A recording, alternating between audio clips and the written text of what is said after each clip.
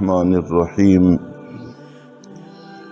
وَظَلَّلْنَا عَلَيْكُمُ الْغَمَامَ وَأَنزَلْنَا عَلَيْكُمُ الْمَنَّ وَالسَّلْوَىٰ۔ جس وقت اللہ رب العزت نے فرعون اور اس کے لشکر کو تباہ کر دیا اور بنی اسرائیل فرعون کے خطرے سے محفوظ ہو گئے، یکسو ہو گئے، تو اس کے بعد اللہ رب العزت نے ان کے اصل وطن فلسطین بیت المقدس جہاں پر ہے، جو انبیاء اکرام کی سرزمین تصور کی جاتی ہے، اس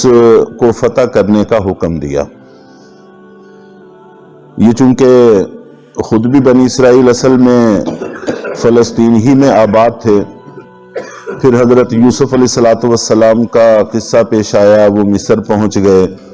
تو ان کے بعد پھر وہ حکمران ہوئے، تو حضرت یعقوب علیہ السلام کی ساری اولاد یہ بھی مصر منتقل ہو گئی، پھر وہیں پر آباد ہو گئے۔ اب اللہ تعالیٰ نے ان کو اپنے اصل وطن فلسطین میں داخل ہونے کا حکم دیا، اور اس وقت فلسطین پر عمالقہ قوم کا تسلط تھا، چنانچہ یہ جہاد کے لیے اس طرف کو چلے، اور راستے میں جا کر ان کو علم ہوا کہ وہ تو بڑی طاقتور قوم ہے، بڑی مضبوط قوم ہے، تو گھبرا گئے، ڈر گئے،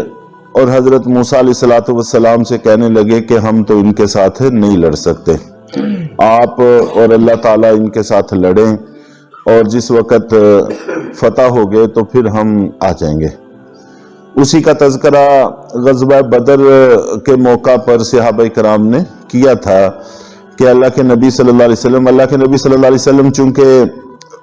ان کے ساتھ لڑائی کی نیت سے نہیں نکلے تھے، ایک تجارتی قافلے کو روکنے کی غرض سے نکلے تھے، اس لیے تیاری اس درجے کی نہیں تھی۔ اچانک اللہ تعالیٰ نے حالات ایسے پیدا کر دیے کہ تجارتی قافلہ تو نکل گیا، البتہ مشرکین کا ایک مضبوط طاقتور لشکر سامنے آ گیا۔ تو اللہ کے نبی صلی اللہ علیہ وسلم نے صحابہ کرام سے مشورہ کیا کہ اب کیا کرنا چاہیے۔ تو مہاجرین اپنے جذبات کا اظہار کرتے رہے، لیکن اللہ کے نبی صلی اللہ علیہ وسلم انصار سے کچھ سننا چاہتے تھے۔ چنانچہ انصار میں سے پھر بعض نے کھڑے ہو کر عرض کیا کہ اللہ کے رسول، ہم بنی اسرائیل کی طرح نہیں ہیں کہ جنہوں نے یہ کہہ دیا تھا کہ آپ اور آپ کا اللہ جا کر جہاد کریں، جب علاقہ فتح ہو گیا تو ہمیں بتا دینا، تو ہم وہاں آ کر آباد ہو جائیں گے،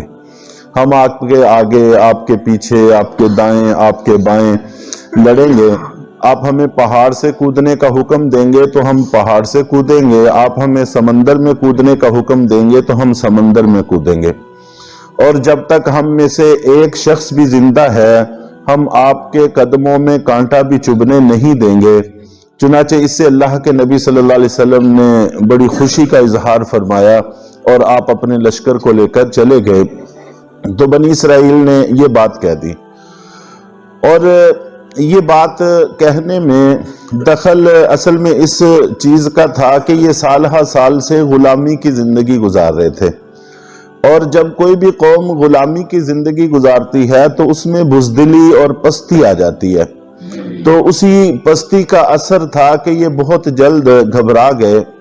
تو اللہ تعالیٰ نے بطور سزا کے، حالانکہ اب گھبرانا نہیں چاہیے تھا، اللہ تعالیٰ کی اتنی کھلی نشانیاں دیکھ چکے تھے، اتنی بڑی طاقت کو اپنی آنکھوں کے سامنے ڈوبتا ہوا دیکھ چکے تھے، اب ان کو گھبرانا نہیں چاہیے تھا، لیکن پھر بھی یہ گھبرا گئے۔ تو اللہ تعالیٰ نے بطور سزا کے پھر ان کو ایک میدان میں، جس کو وادی تی بھی کہتے ہیں اور وادی سینا بھی کہتے ہیں، اس میں ان کو سرگرداں کر دیا۔ چنانچہ اس کی لمبائی چوڑائی تقریباً 10 میل پر مشتمل تھی، تو اسی میں یہ پھرتے رہے، روز صبح کو سفر شروع کرتے اور چلتے چلتے ایک مقام پر پہنچتے، اور وہاں پر رات ہو جاتی، قیام کرتے، صبح کو اٹھ کر دیکھتے تو جہاں سے چلے تھے وہیں پر ہوتے تھے۔ تو سزا کے طور پر یہ 40 سال کا زمانہ ان کو وہاں گزارنا پڑا۔ اور اس کے بعد حضرت ہارون علیہ السلام کا انتقال ہو گیا، پھر حضرت موسیٰ علیہ السلام بھی دنیا سے رخصت ہو گئے، تو حضرت موسیٰ علیہ السلام کے ساتھ حضرت یوشع علیہ السلام بطور خادم کے ہوتے تھے، تو ان کو اللہ تعالیٰ نے نبوت عطا کی۔ چنانچہ حضرت یوشع علیہ السلام کا تذکرہ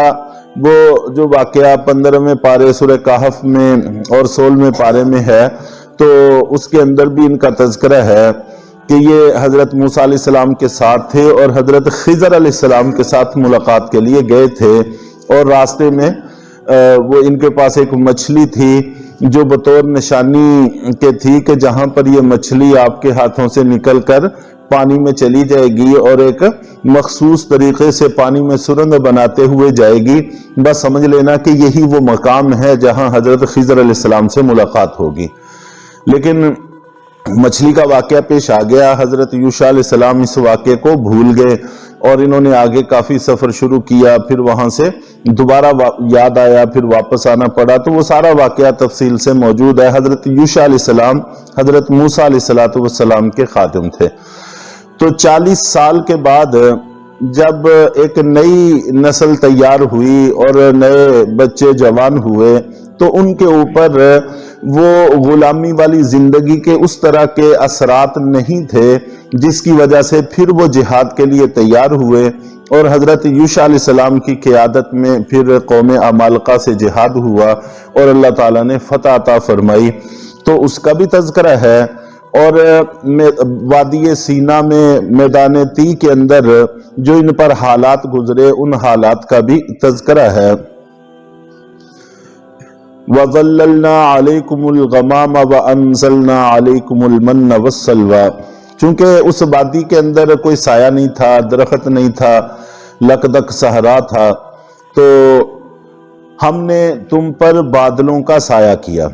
چنانچہ دھوپ پڑتی تھی، اللہ تعالیٰ نے ایک سفید رنگ کا باریک طے کا بادل ان کے اوپر کر دیا جس سے ان پر دھوپ نہیں پڑتی تھی،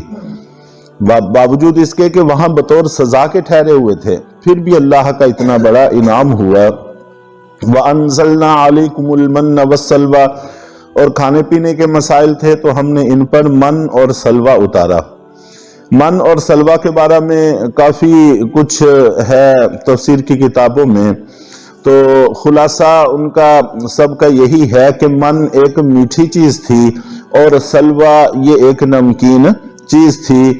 جس میں بعض نے بٹیر کا گوشت ذکر کیا ہے۔ تو بہرحال کھانے کے اندر دو ہی چیزیں ہوتی ہیں، ایک میٹھا ہوتا ہے اور ایک نمکین ہوتا ہے، تو دونوں طرح کے کھانے ہم نے ان کو عطا کیے۔ کُلُوا مِن طَیِّبَاتِ مَا رَزَقْنَاکُمْ، کہ کھاؤ اس پاکیزہ رزق میں سے جو ہم نے تم کو دیا ہے۔ وَمَا ظَلَمُونَا وَلَٰكِن كَانُوا أَنفُسَهُمْ يَظْلِمُونَ، اور انہوں نے ہم پر کوئی زیادتی نہیں کی، ظاہر ہے ہمارا کوئی نقصان نہیں کیا، لیکن وہ خود اپنے آپ پر ہی ظلم کرنے والے تھے، اپنے آپ کو ہی نقصان پہنچایا۔ جتنی بھی نافرمانیاں انسان کرتا ہے اپنے نقصان کرتا ہے، اللہ کا کچھ نہیں بگاڑتا۔ وَإِذْ قُلْنَا ادْخُلُوا هَٰذِهِ الْقَرْيَةَ، تو پھر جس وقت اللہ تعالیٰ نے وہ علاقہ فتح کرا دیا تو پھر ان کو حکم دیا کہ اب اس میں داخل ہوں،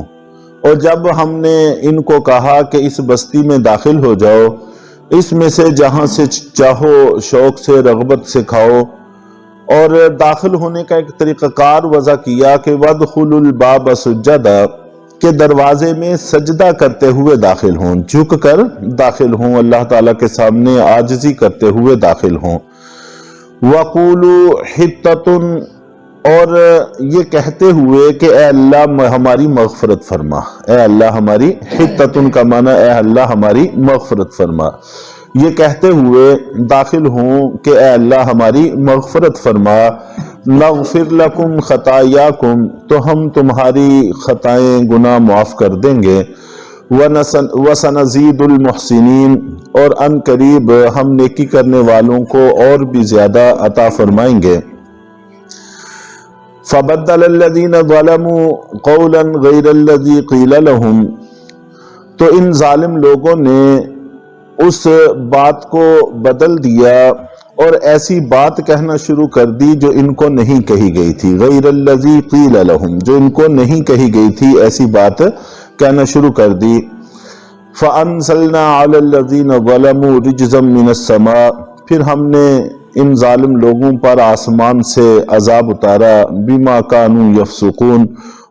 ان گناہوں کی وجہ سے جو یہ کیا کرتے تھے۔ تو یہ جو ان کو حکم دیا تھا حتتن کہنے کا اور سجدہ کرتے ہوئے داخل ہونے کا، پھر انہوں نے کیا نافرمانی کی، اس کے بارے میں انشاءاللہ کل عرض کیا جائے گا۔ اللہ تعالی ہم سب کو صحیح راستے پر چلنے کی توفیق عطا فرمائے۔